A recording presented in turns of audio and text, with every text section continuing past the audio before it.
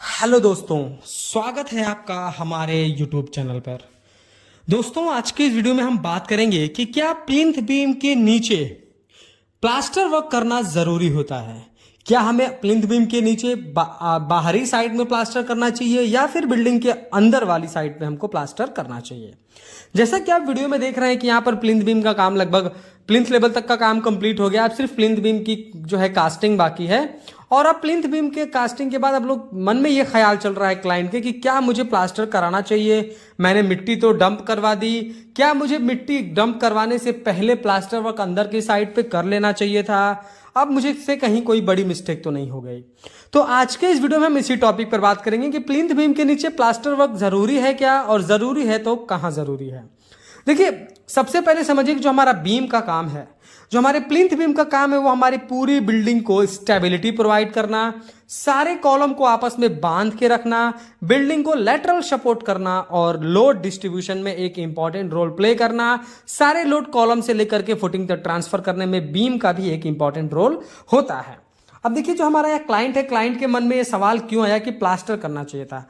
Client से जब पूछा गया कि क्या आप सोच करके आपके माइंड में ये बात आई, तो क्लाइंट ने कहा कि जो हमने मिट्टी फिलिंग करी है, कहीं ऐसा तो नहीं कि पानी पाते ही हमारी मिट्टी बाहर की तरफ निकलने लगेगी, या फिर बारिश में अगर कभी इधर पानी लगा तो हमारा जो अंदर का मिट्टी है वो बहने लगेगा, क्योंकि हमने प्लास्टर नहीं करा है, तो हो सकता हो कि मेरा फ्लोर क्रैक हो जाए।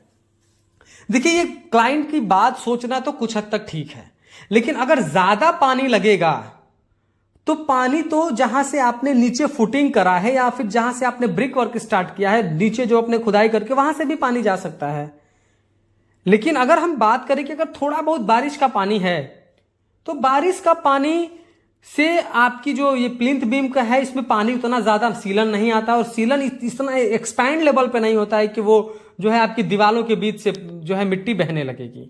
अगर आपने जो है 9 इंच की दीवार, जो कि सब लोग चलाना ही होता है प्लिंथ बीम के नीचे, आपको 5 इंच की दीवार तो नहीं चलानी होती है, 9 इंच की दीवार चलानी होती है, क्योंकि हम उसमें सॉइल या सैंड की फिलिंग करते हैं। तो सॉइल और सैंड की फिलिंग जब हम करते हैं तो उसका बाहर की तरफ दबाव भी होता है, क्योंकि जो अभी हमारे आउटर वॉल्स होते हैं उस पर हमारे जो फिलिंग मटेरियल होता है, इसका काफी प्रेशर होता है। तो अगर आप 5 इंच की दीवार रखेंगे तो जाहिर सी बात है कि वो प्रेशर झेल नहीं पाएगा और वो टूट भी सकता है। तो इसलिए हम 9 इंच की दीवार देते हैं, ताकि 9 इंच की दीवार में ज्यादा स्ट्रेंथ है, ज्यादा स्टेबिलिटी है। तो देखिए, क्या है कि अगर सिर्फ आपके मन में ये कॉन्सेप्ट है कि मुझे मिट्टी जो है मेरी मिट्टी बाहर ना आए, तो ये आप बिल्कुल गलत सोच रहे हैं। इतना ज्यादा सीलन नहीं होगा कि मिट्टी बहने लगेगी। सही तरीका यह है कि प्लिंथ बीम के बाहर के साइड से आप प्लास्टर करा सकते हैं। देखिए, अगर आप अंदर के साइड भी प्लास्टर कराएंगे तो वो आपका नुकसान नहीं होगा, उसकी भी मैं आपको एडवांटेज अभी आपको आगे वीडियो में बताता हूं। लेकिन अगर आपका सिर्फ ये सोचना है कि कहीं मिट्टी ना बह जाए, तो आपको अंदर से प्लास्टर कराने की जरूरत नहीं है, क्योंकि बाहर से तो हम प्लास्टर कराते हैं। प्लिंथ बीम के नीचे जो हमारी दीवार चली है, वो आउटर साइड में हमारा बिल्डिंग का लुक जब बनेगा तो वो खराब होगा, तो हम उस पर प्लास्टर तो करते ही करते हैं। तो जो बाहर की ही प्लास्टर है, उससे ही इतना उसको स्ट्रेंथ मिल जाता है, सारे गैप्स फिल हो जाते हैं कि मिट्टी बाहर नहीं आती है। 9 इंच की दीवार भी हम चलाते हैं तो उसको दोनों दीवार ईंटों के बीच में काफी इतना मोटार भरा जाता है कि मिट्टी बाहर तो नहीं आती है। अब हम बात करेंगे क्या अंदर कराना जरूरी है। देखिए, अंदर भी करा देंगे तो उसका बेनिफिट तो आपको मिलेगा। जैसा कि बेनिफिट, सबसे बड़ा बेनिफिट आपको मिलेगा सीलन में। उस तरीके से अगर आपने डीपीसी दे दिया है तो ये कॉन्सेप्ट यहां पर लागू नहीं होता है। पर अगर आप डीपीसी नहीं दे रहे हैं, या फिर आप चाहते हैं आपकी बिल्डिंग को और एक्स्ट्रा जो है सीलन से बचाया जा सके, तो आप जो ब्रिक वर्क कर रहे हैं प्लिंथ बीम के नीचे, अंदर और बाहर दोनों साइड से पहले प्लास्टर कर दें, उस पे पनिंग कर दें, यानी सीमेंट का घोल चढ़ा दें।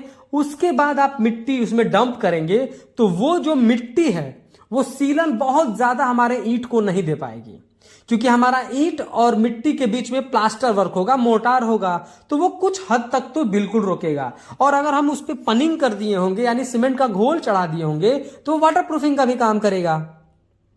तो उससे क्या होगा कि जो हमारा ईंट है, रेड ब्रिक है, ये पानी एब्जॉर्ब करता है और इसमें कैपिलरी एक्शन होता है। तो जो मिट्टी की सीलन होगी ये ईंट एब्जॉर्ब करता है और ये कैपिलरी एक्शन के थ्रू ऊपर की तरफ ट्रांसफर करता है, जिससे आप अक्सर देखे होंगे कि घर पे निचली जो हमारी दीवार होती है उस पे 1-2 फुट की हाइट तक उसमें सीलन आ जाते हैं, हमारा पेंट पुट्टी उखड़ने लगता है। तो उसका सिर्फ एक यही वजह होता है। लेकिन इसको काउंटर करने के लिए इससे सस्ता चीजें आ गई हैं, क्योंकि अगर आप पूरे दीवार को प्लास्टर करते हो तो इसमें ज्यादा आपका material, man power, labour cost सब लगने वाला है। लेकिन उससे सस्ता उपाय क्या है कि हमने प्लिंथ बीम की कास्टिंग करी, 1 फीट दीवार चलाया अपने पाइप को अंदर बाहर करने के लिए और डीपीसी डाल दिया, 1, 2, 4 का या फिर 1, 1.5, 3 कंक्रीट का बना करके 2 इंच की डीपीसी कर दी, तो वही हमारा कैपिलरी एक्शन को रोक देगा, पूरा सीलन को ऊपर नहीं चढ़ने देगा, तो वही हमारा वाटर प्रूफिंग का काम कर जाएगा। लेकिन अगर सही तरीका है जिसमें आप कम पैसे में अच्छा काम भी करना चाहते हैं, जो कि आपके स्टैंडर्ड को भी फॉलो होगा, तो वो आप प्लिंथ बीम के नीचे आप 9 इंच की जो दीवार चलाते हैं उसमें अंदर के साइड प्लास्टर कराना एक तरीके से वेस्ट ऑफ मनी है, वेस्ट ऑफ मटेरियल है, वेस्ट ऑफ टाइम है। आप बाहर के साइड प्लास्टर कर देंगे तो आपकी फिनिशिंग भी दिखेगी, अंदर से पानी भी जाने, जो बाहर से अंदर पानी जाने से भी बच जाएगा, और डीपीसी दे देंगे तो आप सीलन से भी बच जाएंगे।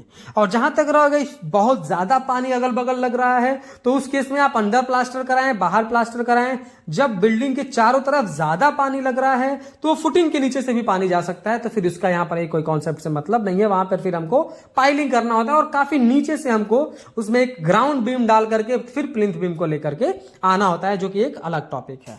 वीडियो पसंद आया हो तो प्लीज वीडियो को लाइक कर दें, और अगर चैनल पर नए हैं, कंस्ट्रक्शन से रिलेटेड ऐसे ही इंफॉर्मेटिव वीडियोस इन फ्यूचर देखना चाहते हैं तो प्लीज चैनल को सब्सक्राइब करके बेल नोटिफिकेशन को ऑल पर प्रेस कर दें। Thank you.